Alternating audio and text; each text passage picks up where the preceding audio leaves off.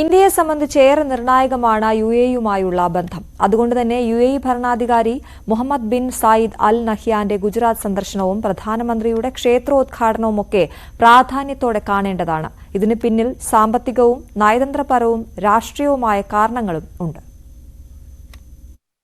India UAE ബന്ധത്തിന് വർഷങ്ങളുടെ പഴക്കമുണ്ടെങ്കിലും ഇത് കൂടുതൽ ശക്തമായത് പ്രധാനമന്ത്രി നരേന്ദ്രമോദിയുടെ 2015 സന്ദർശനത്തോടെയാണ്.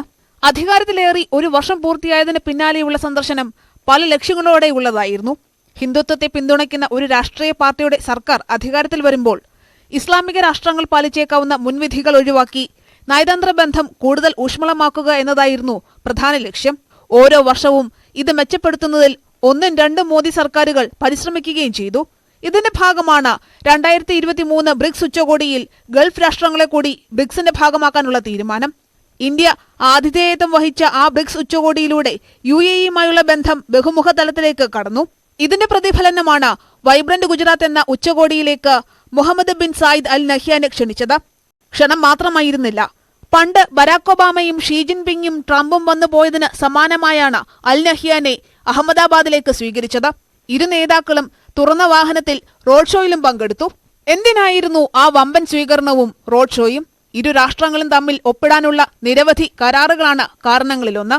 അതിൽ എടുത്തു പറയേണ്ടത് പുനരുപയോഗ ഊർജ്ജ മേഖലകളിലെ നിക്ഷേപ സഹകരണം സംബന്ധിച്ച കരാറാണ്. ഇന്ത്യയെ സംബന്ധിച്ചിടത്തോളം ഏറെ പ്രതിസന്ധി സൃഷ്ടിക്കുന്ന ഒന്നാണ് ഊർജ്ജ മേഖല. കൽക്കരിയെ ആശ്രയിച്ചാണ് ഇപ്പോഴും ഇന്ത്യയുടെ ഊർജ്ജ മേഖല പ്രവർത്തിക്കുന്നത്.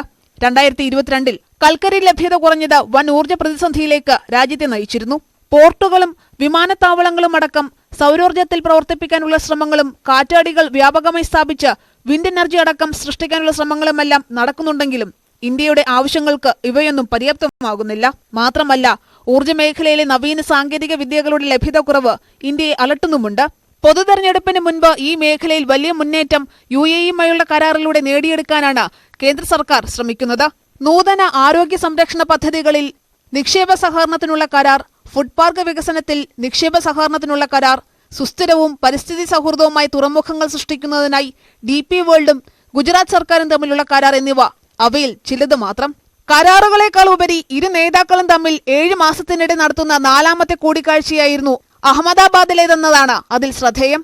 2002 കലാപം നടന്ന ഗുജറാത്തിലേക്ക് യുഎഇ ഭരണാധികാരി എത്തുകയും അവിടെ റോഡ് ഷോയിലടക്കം പങ്കെടുക്കുകയും ചെയ്യുമ്പോൾ അത് പ്രതിപക്ഷത്തിനടക്കം നൽകുന്ന മറുപടി കൂടിയാണ്. അതായത്, ഹിന്ദുത്വം ഇന്ത്യയിൽ അജണ്ടയാകുമ്പോഴും വികസനത്തിലും നയതന്ത്ര ബന്ധത്തിലും അത് പ്രതിഫലിക്കില്ലെന്ന് ആവർത്തിച്ച് വ്യക്തമാക്കുകയാണ് നരേന്ദ്രമോദി. ഗൾഫ് മേഖലകളിലെ പ്രവാസി സമൂഹത്തിലേക്ക് കൂടി ഇറങ്ങിച്ചെല്ലാനുള്ള ശ്രമങ്ങളുടെ ഭാഗം കൂടിയാണിത്. ഗൾഫ് എന്നാൽ BJPക്ക് കാര്യമായ വേരോട്ടമുള്ള മേഖലയായിരുന്നില്ല. എന്നാൽ 2014 ശേഷം ഇതിൽ കാര്യമായ മാറ്റങ്ങൾ വന്നു തുടങ്ങി. പ്രവാസികൾക്കുള്ള വോട്ടവകാശം കൂടി നേടിക്കൊടുത്താൽ മോദിയുടെ ഇമേജ് പ്രവാസികൾക്കിടയിൽ ഒന്നുകൂടി ശക്തമാകും. അതിന് മുന്നോടിയായുള്ള ഒരുക്കങ്ങളുടെ ഭാഗം കൂടിയാണ് അൽ നഹ്യാനുമായുള്ള സൗഹൃദം. സഹോദരൻ എന്നാണ് പ്രധാനമന്ത്രി നരേന്ദ്രമോദി അൽ നഹ്യാനെ വിശേഷിപ്പിക്കുന്നത്. ഈ ബന്ധത്തിന്റെ വെളിപ്പെടുത്തൽ കൂടിയാണ് തലസ്ഥാനമായ അബുദാബിയിൽ ക്ഷേത്രം പണിയാൻ Mohammed bin Zayed Al Nahyan അനുമതി നൽകിയതും സ്ഥലം അനുവദിച്ചതും. ഈ ക്ഷേത്രം ഉദ്ഘാടനം ചെയ്യുന്നതാകട്ടെ പ്രധാനമന്ത്രി നരേന്ദ്രമോദിയും. അതായത് 8 മാസത്തിനിടെ ഇരു നേതാക്കളും തമ്മിലുള്ള 5ാമത്തെ കൂടിക്കാഴ്ചയാകും അത്. അടുത്ത കാലത്ത് പ്രധാനമന്ത്രി നരേന്ദ്രമോദി ഏറ്റവും കൂടുതൽ തവണ കൂടിക്കാഴ്ച നടത്തിയ മറ്റൊരു രാഷ്ട്രത്തലവനുണ്ടാകില്ല. News desk, News 18.